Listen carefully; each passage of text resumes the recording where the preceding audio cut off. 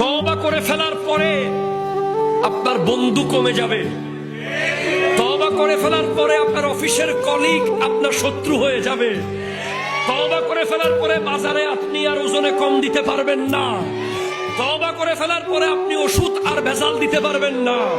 তওবা করে ফেলার পরে আপনি অহংকার করতে পারবেন না, লোভ করতে পারবেন না, হিংসা করতে পারবেন না। এই রঙিন দুনিয়া আপনার কারাগার হয়ে যাবে। এদিকে গেল কাটা, এদিকে গেল কাটা, এদিকে গেল কাটা, এদিকে গেল কাটা।